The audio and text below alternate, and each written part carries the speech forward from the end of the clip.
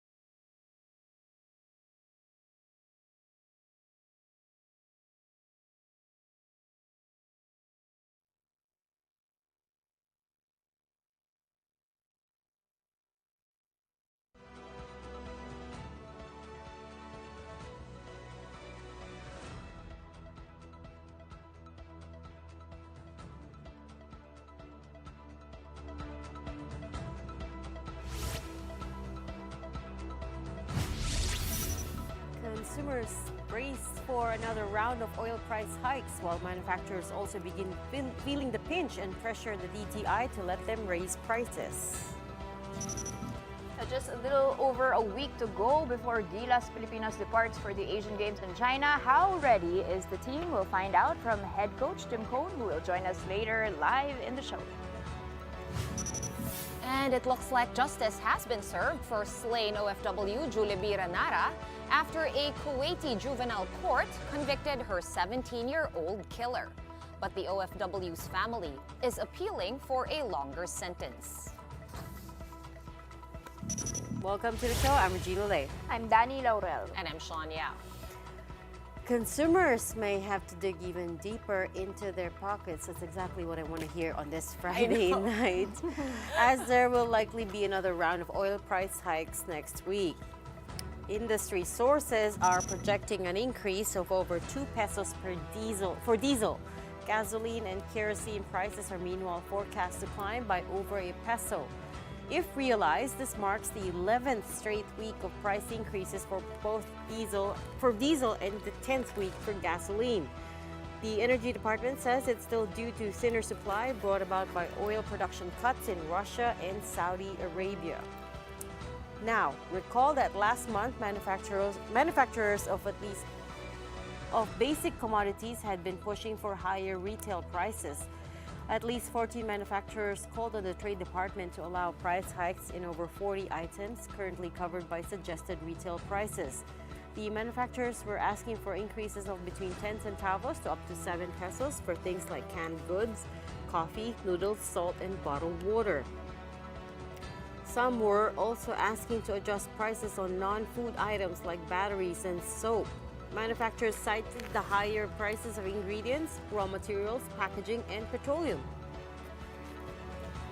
Oh, Reg, do you have to be the Grinch that ruined the longest Friday. It's a Friday. You know, it is I built a September. reputation of being the news Grinch. The news Grinch that stole the longest Christmas season. But no, seriously, sad. it is September already, Burr months. As we know, we start celebrating Yeah. Christmas Already very started, early. yeah. I mean, I should point out that this is a problem every year, right? It is. As we head into the Burr months, there's always issues around price hikes. But this year in particular, it feels more pronounced because of inflation has been high the whole year, right? There's such a thing as shrinkflation, which is even sadder. So instead of instead of getting your usual chicken piece, you know, the same size, it's gonna get smaller and smaller just so They- that people don't spend. So in case you don't more. know what that means, it means that you pay the same price, then you get something extra small instead of small. or cheaper version. Yes, or they change Or the, no more the sauce. retailers, the restaurants have to change the ingredients, right? Just to cover their own costs. So everybody's getting squeezed in this battle. Maybe we won't gain so much weight this Christmas, huh? That's the only possible positive thing. Now, even if the DTI does not approve these proposed price hikes, it seems there is no stopping manufacturers of products which are not covered by the SRP. So the recent PwC Philippines CEO survey shows that over half of companies in the countries have either increased prices of their products or are planning to do so within the next 2 months. The Trade Department is set to hold talks with manufacturers next week to urge them to delay the price increases whether or not their products are covered by the SRP. They also want to hold talks with some manufacturers who are planning to reduce the sizes of their products. All right, well, to talk more about this, we have with us on the show Stephen Kua. He's the president of the Philippine Amalgamated Supermarkets Association. Stephen, good evening. Thanks for being with us again. Stephen, I think you're on mute. So It's the sorry. era of Zoom. No, No, no, that's there you totally are. fine. Good evening, ladies. Yes. Right. So, paint us a broad picture of what's going on with the retail, with the Supermarkets Association. Where are you? You're kind of caught between the manufacturers and the consumers in this picture, isn't it? Well, to be honest, there's a slowdown of the announcement of increases in prices so far. But again, the survey shows, PwC's survey and MAP survey shows that a lot of the manufacturers have decided probably to move on and continue to increase prices as needed because of the increase in price cost of production. So, are the manufacturers increasing prices or not? At least from what you can see, from the manufacturers that you guys order from? So far for September, a few have already increased their prices, and one big company has told us that, informed us that they will be increasing prices effective October 1. Probably waiting for moves from DTI or what will transpire, what will happen for the rest of September. Pero you're saying this is a slowdown from previous years, is that correct? From previous months, we have been increasing for the last 2 years every month. I mean, on different items, of course. But there's a slowdown right now with announcements coming from manufacturers that there's wala na because of shrink inflation you mentioned a while ago. The items are getting so small, there's nowhere to go. And prices are so high. There's also no other way to be able to assure themselves that sales will not be affected. Stephen, can we look at this from the other angle? From the angle of consumers, have you noticed any slowdown in purchases or differences in buying habits from those people who frequent your supermarkets? That's a good question because with the increase in salaries for the wage earners, we were expecting that people would be more of in a jolly mood to spend, spend more freely. But it doesn't seem so. Even without the rains, I mean the rains is a downer. And when it rains, people don't go out to shop. But even without the rains, people seem to have, I don't know, is it tuition or is it, I don't know what else they're spending on right now, but hindi clear, no, hindi marked ang increase in sales coming from shoppers. Maybe it's coming from extremely expensive gasoline prices. Having said that, let's check in on the price cap as well. Of course, you guys had to comply with that and implement it across grocery stores as well. Are you experiencing the same story with the market retailers and small rice retailers? Yeah, we were requested, if we could sell at 41 and 45, but we said it runs against the grain of doing business, not because we want to make good money, but because how are you going to pay the right taxes and pay the right salaries, no? And cover your costs, no? If you sell at loss, diba? That's why a lot of the supermarkets probably returned their rice to the suppliers or sold it to their employees. Sir, still on the topic of consumption behavior now, are we officially done with revenge spending? Is this Christmas going to be different from last year? We had the surprise GDP last year actually during this season. What's it going to look like this year? Danny, I think revenge spending went a lot to the restaurants. People went out to eat, no? Yeah, revenge, indulging in food, no? Than in supermarket items because they've always been very careful already because during the last 2 years prices have been going up and items have been the quantity of the items have been getting smaller, like you said, shrinkage. So people are very much aware of what's happening in the supermarkets. So probably the extra money they had, probably a lot of them went to the restaurants, Yeah, the Stephen, bar. anecdotally lang, no? Parang sa Pilipinas lang, it's cheaper to eat out than to buy in the supermarket. Can you please explain this? Is this just for specific items? Is this specific to produce? What's going on here? It depends on how big your family is and how many mouths you have to feed. Huh? I mean, if you have a big family, an extended family, within your household, then you'll have to make sure that well distributed yung expenses mo, no, so that you can cover the cost of feeding these mouths, no. But if you're only one or two in the family, or living in a condo, you'd probably make just eat out rather than have to take care of what happens after cooking at home. Diba? You wash all the stuff and spend on the Tama, walang economies of scale, no, sa paglilinis at preparation, which is so hard. Pag isa, dalawa lang kayo. Steven, last year, we were just talking about this kanina, and I think you heard us talking about it. Every year, around Christmas time, this same exact scenario happens. Oil prices start going up. Of course, this year, it's extraordinary. And I think medyo nga, maybe nag-taper off na yung revenge spending. But I remember as we approached Christmas last year, the DTI USEC was actually saying and imploring people to go grocery early para daw before magkaroon ng price hike, masecure na nila yung Noche Buena items. Are there any such preparations going into the Christmas season for 2023? And what are the Supermarkets Association's plans for the incoming holiday season? It's a pity that government is asking again the manufacturers to hold any decision to increase prices. No, this was what happened last year, around the same time last year, and they have held on until end of the year, until the start of this year, and again they're asking that. No, so doesn't paint a very good picture of government subsidizing industries. Looks like it's the industry subsidizing the government. No, that's what it looks like right now. It doesn't augur well. No. Because I guess over-reliance on imported raw materials and imported finished goods. No? I mean, this will not end if we don't start developing our own, food industries as well as our agriculture. No? So if we don't develop that, if every 6 years is a new republic, then, we're headed for crisis, no? With staples and everything else. Because we have to really take care of food security and make sure that if countries like India don't export their rice, but we know where to get our rice, where to source our rice. Because without that, we're headed for trouble. So, but coming back to Sean's question, do we take it to mean that you're not expecting the same foot traffic this year for the Christmas holidays? I think people will still go out. They'll probably ask their OFW relatives to send more money, to remit more money, probably, kasi umasa pa rin, di ba? But, just, alam mo naman, Christmas dito, di ba? It's almost always the same. Kahit na gano'ng kahirap ang buhay, kahit anong sakuna, kahit na anong typhoon, no? Kahit anong flooding, di ba? There's always eating, di ba? And family get-togethers, di ba?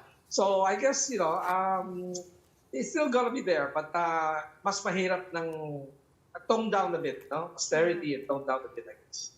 Steve, one quick question. I was wondering at the price of locally manufactured goods, whether it's fresh produce or meats and canned goods versus the ones that are imported. How are we on the price differential between these two items? Competitive pa rin ba ang local products or are imports much cheaper nowadays?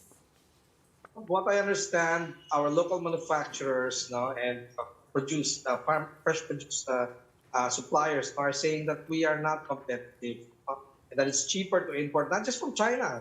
There are a lot of foreign companies which want to come in with their products, seeing that we're in this situation, no, that we cannot feed the mouths of our people. So they're offering their products, no. It is an opportunity for them, no, which is so sad because we should have something for hindi naman protectionism, no, pero kumbaga we should be able to take care of our people so that to generate employment and people will have money to shop, no, so that the economy goes round. I mean, money goes round. Right?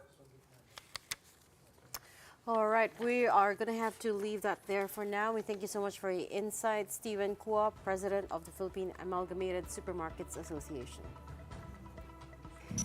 Now, with all these price hikes, I'm sure many households are already tweaking their budgets. But a viral post on social media is again begging the question, just how much can your 1,000 pesos buy these days? A weekly meal plan posted by celebrity entrepreneur Neri Miranda is making buzz for the wrong reasons. The post laid down meal samples for 1 week, which she claimed could be done with a 1,000 peso budget. Now, some netizens claim that her post was out of touch and that such amount would not be enough to last a week. Our news team got to talk to some shoppers, and let's get some of their reactions here. Sobrang taas na ng mga bilihin. Lagay mo pa yung bigas. Tapos yung mga katulad yan, ulam. Sobrang mahal na, hindi katulad dati. Yung 1,000 mo, hindi na talaga sapat sa isang pamilya. O kulang na talaga. Ngayon, hindi na kasya. Talagang hirap na po pagka gano'n. Lalo na ilang kami kumakain. 6. Kung tutusin po, sa pang 1 day lang, halos 2 days lang yun. Kung meron kang 3 anak, kulang yung 1,000. Good for 2 days lang yun. News 5 went ahead to find out how much 1,000 pesos can actually buy for an average household. Elaine Fulgencio did the shopping for us. Elaine, how did you go? Yes, Reg, ako mismo na malengke at sinubukan kong pagkasyahin yung 1,000 pisong budget. At hindi biro ha, lalo na kung pagkakasyahin mo siya sa family of 4. Yan kasi yung average household size, sabi ng PSA. Gaya nung viral ngayon na meal plan, namili tayo ng gulay at karne. Bukod sa pagtawad, malaking tulong yung mga nakapak na Ricardo. Pagkatapos nating mamili, ito na yung result ng ating 1,000 peso challenge. Sumobra tayo ng mahigit 100 pesos at ito yung mga nabili natin. So, konti na lang, pasok na, Reg. And of course, tandaan din natin na yung pamilya na mas kukonti, posibleng pasok sa budget yung 1,000 pesos. And yung kay Neri is good for 3 people daw, which make up their family. And yung binili naman natin ngayon is, of course, para pagkasyahin nga to sa 4 na miyembro ng isang pamilya. Pero mukhang hindi pa rin yan sasapat sa 1 linggo nilang pagkain. Reg? All right, thanks for going out there and doing the shopping, Elaine Fulgencio. Nakakasad naman yung shopping ni Elaine tapos di nagkasya. No, but let's put that post into context, no? Unahin ko na lang yung explanation ni Chito Miranda because Neri Miranda is the wife of Chito. A lot of us, maybe we don't follow Neri on social media. And I think she created, according to Chito, she created this post for her followers. So they already know what she's about, that she plants her own vegetables. So those are included in the meal plan, which Chito says, if you notice, puro gulay daw. In fact, yung sinigang niya is very few pork strips and then. Chito also clarified that they do not eat like that in their house. They have a 10-people strong household and they are carnivores. That's what he said in his Instagram and post on X or Twitter. Also, that meal plan doesn't actually include a lot of meat. Yeah, no, it doesn't. Okay. He says Example, Which is I'll more quote. expensive. He said that Oh. pork sinigang was mostly kangkong and sinigang mix with a few strips of pork. It was detailed and had the proper costing to back it up. Neri did the math. And Neri also reminded those who will be using her meal plan to add portions as needed depending on their family size and appetite. So, syempre, dadagdag talaga yun sa 1,000 kung mahilig ka sa pork or beef or chicken, right? At sinabi rin niya na yung meal plan was merely a guide which they could use as a starting point. So parang suggestion lang naman. She wasn't necessarily saying, okay, this is what you should eat or, implying that this is enough.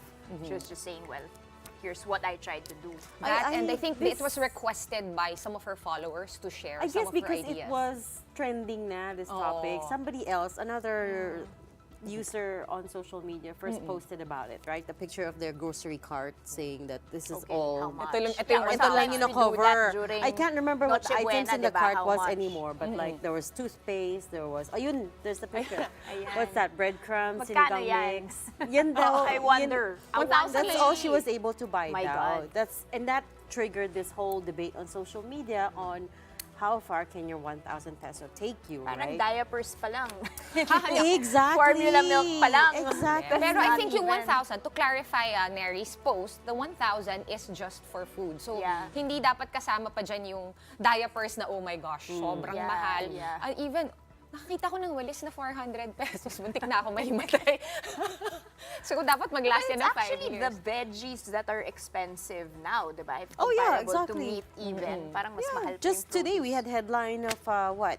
Sili. Yeah. Na naman. Almost Tomatoes. Have you seen 800 tomatoes? pesos My a kilo. My goodness. And remember that onion gate, di ba? Yeah. 700 pesos per kilo ng onions. Magbe-beef na lang daw tayo. Yeah. Diba? Food security talaga. We really have to look at long-term solutions. And I guess the takeaway from Mary is that plant your own veggies. Yes, that's true, actually. Actually, we do that. Hydroponics. We Yeah. plant our own... Hydroponics, especially for those living in condos, right? Wala nga akong hydroponics kasi Lang akong window. magiging mahal naman yung saksakan, di ba? Kasi isasaksak mo yung ilaw pag hydroponics. Mahal din yung kuryente. So, kailangan mo rin lahat na lang i-balance. Irrigation system pa. Oo, may irrigation. Wag na lang.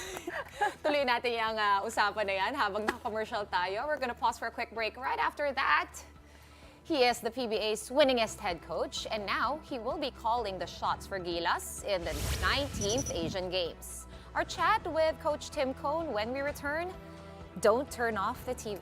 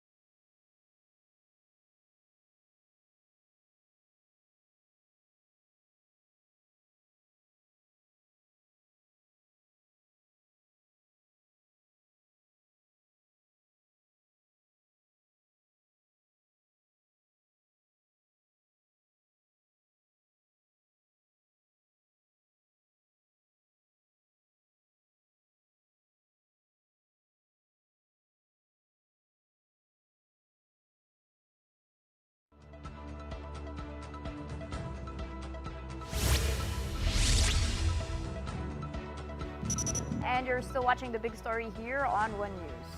Now, members of both Gilas Pilipinas men and women's squads had joint practice sessions as part of their respective preparations for the Asian Games later this month over in China.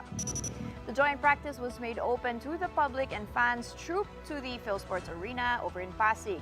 Among those Gilas players who attended the open practice are Junmar Fajardo, Chris Newsome, Japeth Aguilar, Justin Brownlee, Calvin Abueva, Terence Romeo, Calvin Oftana, and Jason Perkins. The Gilas men's squad will start their Asian Games campaign on September 26 in Group C. That's against Bahrain, Thailand, and Jordan. Meanwhile, the Gilas Pilipinas women will start on September 27 in Group B against Kazakhstan, Hong Kong, and the Olympic silver medalist Japan. And here to talk to us about Gilas' preparations for the Asian Games, we have with us, live via Zoom, Gilas head coach Tim Cohn. Coach Tim, good evening. Thank you for your time tonight and welcome to the big story. Hi, happy to be here, honored to be here. Thank you for asking me. All right, how has training been so far? Are we all ready for the Asian Games? And is the team and that roster all ready? Yes, our roster is set. We do have 12 guys plus one alternate. So we're all okay there. I think we got about 4 or 5 guys that didn't play in the World Cup. So they are fresh and excited and animated about playing in the Asian Games. So that's a real bonus for me as a coach. I don't have to motivate those guys, and they're infecting everybody else. So we've had some really high energy practices, and but we're still only 3 or 4 days into our progress. So we still got a lot ways to go. I keep saying if we had to play the Asian Games tomorrow, we'd be in big trouble. But we don't. We don't. We don't have to be good right now. We're gonna work our way up to being good. How would you describe the chemistry of this final 12? Well, like I said, they have great energy, and I think that's really the key to developing good chemistry. Guys are excited about being here. Justin Brownlee didn't play in the World Cup, so he's raring to go. He's coming off surgery, so he's a little bit gimpy at this time, but he's participating all the way through practices, and we expect him to be, 95, 98, maybe even 100% by our first game. So it's looking up. I think the guys, again, are excited and they like being around each other. We're going into the Inspire camp tomorrow, and that's kind of a sequestered thing. We live at the camp for 5 days, and we practice like 3 or 4 times a day. So it's very intense, and we hope to continue to develop chemistry throughout that period. Will the women's team be there as well? Coach Tim, how has it been practicing with Gilas women? Oh, well, that was more of a fun thing. We actually had a practice on our own 7 to 10 that morning, and I know the women's Gilas team also had a practice in the morning. So it was really more like just a come together. We just did some small things, and then we had some competitions. But it was really about just, sharing the limelight with the women's team, bringing the fans in, trying to interact with them. When the guys are around the fans and they're that close up, they really get a feel for who they're doing this for. It's not, it's a bigger thing than themselves. And seeing the women there, they're our kindred spirits, and having the fans there and interacting, I think that just elevates the level of motivation for us. All right. You've got Justin Brownlee saying you're gunning for a medal. How realistic is that? Well, put it this way. If I was coaching in Nebra and I went into the conference and I said, well, I hope we only make the quarterfinals, that's our goal, or I hope we only win, 2 games, that's our goal, I think the fans would get all over me. They would be really upset. No, you walk into a conference saying you're going to win that championship. There's no doubt. That's the big goal. We feel very strongly that we have a chance to win a gold medal. And we want nothing less. That's the big goal. But what I keep trying to say to everybody is that's our goal, but that's not our focus. Our focus is the day-to-day, the progress that we make every day, and trying to get as good as we can be. And we don't know how good we're going to be in 2 weeks. But we just want to continue to build and build and build. And if we do that, then we think the gold medal will take care of itself. So we're really concerned about the day-to-day, what's right in front of us. But that big goal out there, without a doubt, we're not going there to win a bronze or a silver or to get knocked out. We're there to win a gold, and that's going to be our goal.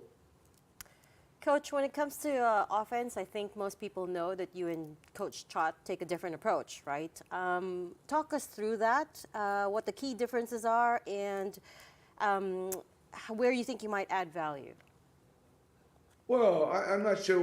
We're very much aligned, Coach Chot and I. We do, develop different systems. He and I would both say, if we put 12 coaches into a room, or even just 12 players in the room, and we ask them, okay, you give us the game plan of how we're going to do things, we're going to come up with 12 different ways to do things. And it's not one way is the right way or one way is the wrong way.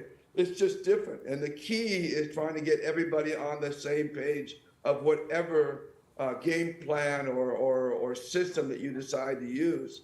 So Chut and I are different in our systems. We're different in our approaches. And that's why I felt we made a good pairing because, I did see the game differently from him. And so I was able to hopefully add value to some of the things. Probably some of the things I took away from him too. But, it's just basically, you have fresh eyes, you have different ideas. That's how you build a team. And that we wanted to build a team amongst the coaching staff. And I applaud Chut for bringing someone like me in. Although we are good friends, although we've known each other for years, he was my assistant coach, back 25 years ago, or longer than that. 30 years ago, maybe now, 35 The players years ago. weren't born yet. Yeah, I'm getting old, man. It's okay. They didn't know that. They didn't know that. But having said that, what lesson did you take away from the national team's performance at this World Cup? I know there's always detractors. We went into the World Cup, honestly, thinking if we could win one game, that would be great. But we had expectations to win 2 or 3, and we had expectations to get to the next round. And we walked away from that World Cup, and I can even speak for a Chart with this. We felt good about obviously beating China. Okay. I mean, it was that vision that we had throughout the whole World Cup kind of coalesced in that China game. But we thought we were going to play like that against Dominican Republic and against Angola. And we were shocked, to be honest, that we weren't playing that way, and we only played that way against China. So even though we were happy about that win against China, we still had an incredibly sour taste in our mouth, thinking, dang, we could have won one more, or we could have won 2 more, and we could have advanced and done better for the country. No doubt about that. We really felt that. And what makes you think, Coach, that this time will be different? What is your motivating? Sorry? I don't. You don't? I'm not sure it's going to be any different. I mean, we got 2 weeks of preparation. We got a whole new group of guys that we've got to teach. I'm not saying anything, I'm just telling you what our goal is, but I'm not guaranteeing anything or saying anything. It's going to be a tough road for us, really hard. But this is the cards we are dealt. We're not going to complain about how we got these cards because that doesn't do us any good. We're going to say these are the cards we're dealt. This is the way we got to do it, and so we're going to go out there and do it the best we can. Whether we're successful or not, I can't predict that. All I know is, again, what's right in front of us. We're going to work every day. We're going to try to improve and get better. We're going to get a better understanding of the system every day. We're going to get a better understanding of the players and what their strengths and weaknesses are. And we're going to go out there and put our best foot forward. Will that best foot forward be good enough to win a gold? I don't know. And I have no idea at this point. But again, we're not concerned about that. We're concerned about only today. All right, Coach, a lot of fans are also looking forward to these new additions to the team. We understand maybe the players who played in the World Cup are also still recovering, still a bit tired. Where are we on Jason Perkins and Calvin Abueva? Are they confirmed to be playing in the Asiad? You should be talking to somebody who's above my pay grade. No, we have not heard any word yet. It's still in the between the POC and the China Organizing Committee. There's still issues beyond them in our lineup as well. I know that they're trying to iron it all out. We don't know if it's going to get ironed out. We understand the odds are pretty good in our favor, but there's nothing guaranteed at this point. But, we picked Jason and who we call Perk, and we picked Calvin and Weber for a purpose. They fill out very, very important roles for us. They're going to allow us to play Justin in different positions if they can get into the lineup. And it's a position that we don't have otherwise. We're strong in guards, we're strong in bigs, but the medium guys, the in-between guys like Perk and Calvin are guys we lack on the team. What about Terrence Romeo, Coach? Oh, Terrence is, I've said it before, he's a revelation, man. I've always coached against him, and it's one thing to coach against this guy, but to actually see him every day in practice is like, for some of you, I know I coached Johnny Abadientos for years, and I could never explain to everybody what Johnny Abadientos was like because they only saw him in games, but they didn't see him day to day in practice and the things he would do every day that would just blow your socks off. And that's kind of what we're seeing with what I'm seeing with Terrence anyway. I mean, he's coming in and he's blowing our socks off in practice. He's been a revelation. He is incredibly talented and he's quiet, but boy, he knows how to put the ball in the hoop. All right. You also, I think, have a tune-up game against South Korea on the 22nd. Are we all ready for that? And was South Korea a strategic pick? Or how do you go about picking who you tune-up game against? Well, let me explain. It's not South Korea national team. It's one of the club teams. It's the LG Sackers, who finished second in their league. It's like their PBA league in Korea. They finished runner-up in their Korean league last year. So they're a very, very strong team, and they're bringing a couple of imports. So they'll be a really good test. It was more of, it is strategic in the fact that we would wanted to play someone from Korea because there's a certain rhythm and style that Korea plays in. And if you're not used to it, it can really be hard to figure out. So we wanted to have that opportunity to play a Korean team. So it's a good one. They just happen to be here in the Philippines playing different PBA teams at this point. And so they were actually supposed to play in Nebra in a practice game. And so being the head coach of Nebra, I was able to say, guys, sorry, you can't play them. It's going to be us, Gilas. So we took Nebra's place, and we're going to play them. So Which other teams are you watching closest? Or countries? Yeah, out of the three that you're playing in group stages, I think that's Bahrain, Jordan, and Thailand, right? Which one are you closely watching, or which one worries you the most? Well, back in 1998, I coached the national team for the Asian Games, and I'm going to take a little backtrack here. We prepared totally for China, and that was on me because I was the one who was insisting on preparing for China. We built the team for China. We played. We were focused on beating China. They were the kings of Asia at the time. They had a tremendous team at that point. They were dominating Asia with guys like Wang Zhuzhu and Meng Patir. They were NBA guys playing the NBA. And so we really prepared for them. And what happened is that we got bushwhacked by Korea because we weren't ready for Korea.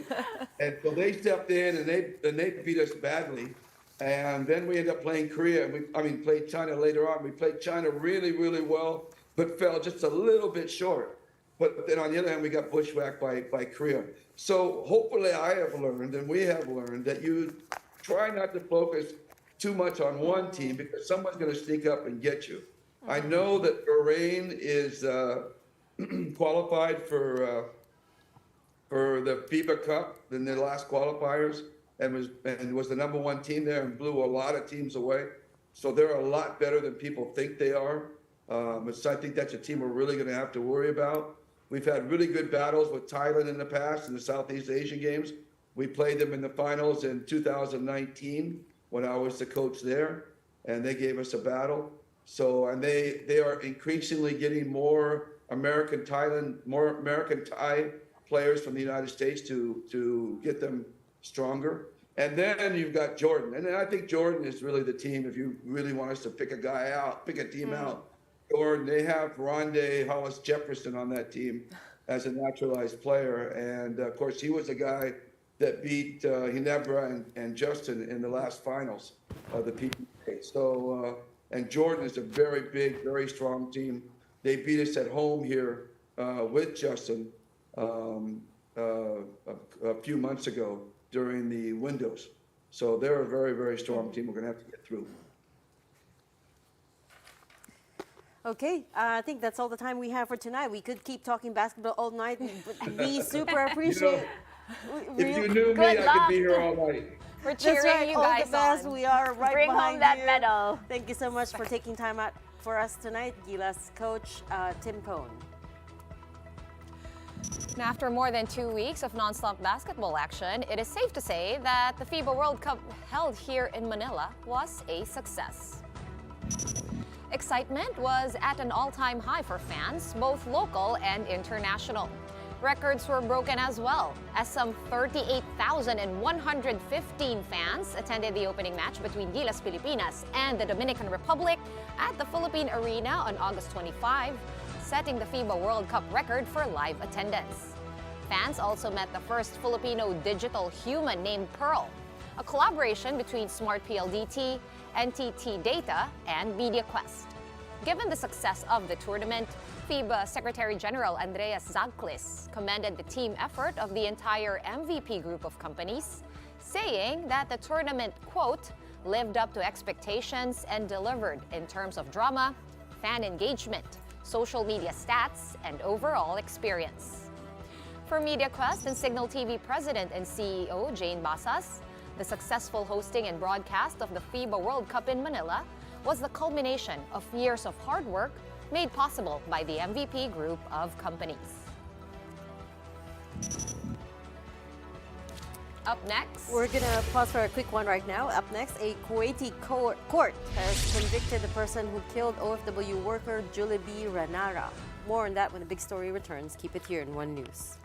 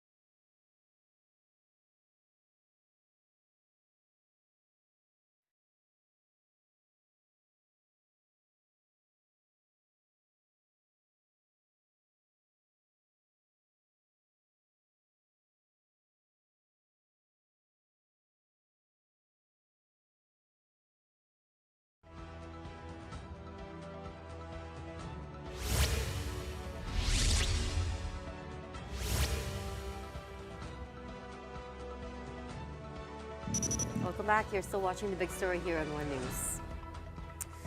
The killer of overseas Filipino worker Gilas Ranara has been sentenced to a 15-year imprisonment for murder in Kuwait. The accused, 17-year-old Turki Ayed Al-Azmi, was sentenced to 15 years for murder and 1 more year for driving without a license. Ranara was found with her head smashed in and her body burnt in the desert on January 21. An autopsy later revealed she was pregnant at the time of her death. However, Ranara's family expressed dismay over the length of imprisonment handed down by the Kuwaiti court. Ganito lang ba alagaan ng buhay mo? 15 years lang. Kung ano yung kinuha nila sa amin, yun din ang maramdaman nila. Yung sakit na sobra-sobra. Baba naman ito. Ay, ano ka lang. Nagnako lang, hold up ka lang, na binigyan ka ng ganong na kaso. Napakababa. Hindi naman yung kaso ng misis ko, hindi naman yung basta-basta eh. Murder ginawa nila doon. Di makatao, halos sinulog yun. Ranara's bereaved husband wants to appeal the court's decision, hoping that the government will assist them. They've already sought the Overseas Workers Welfare Administration or OWA, or help from OWA. So aabangan lang natin yung communication natin with our legal representative in Kuwait, and we will try our very best to find out what else we can do, no? If kung maaari pa nating maapila kung lumampas ng 15 years. Alright, so minor kasi, di ba? Anak ng employer ni Jollibee yung pumatay sa kanya. So that's the context. The Kasi context. the DFA said kasi it was a minor. It was a minor because it was the son of her employer. And that's also the reason why I mean, people find 15, 16 years not enough for murder. But I think the reason why the sentence was so low, the reason given, is that he is a minor. But this has triggered more debate over the kafala system in the Middle Eastern country, right? Where the kafala system is a sponsorship-based employment system that, you know, essentially you're tied to your employer. You can't move freely, can't move quit. around. You can't just quit Talked just about like that. that yesterday, Exactly.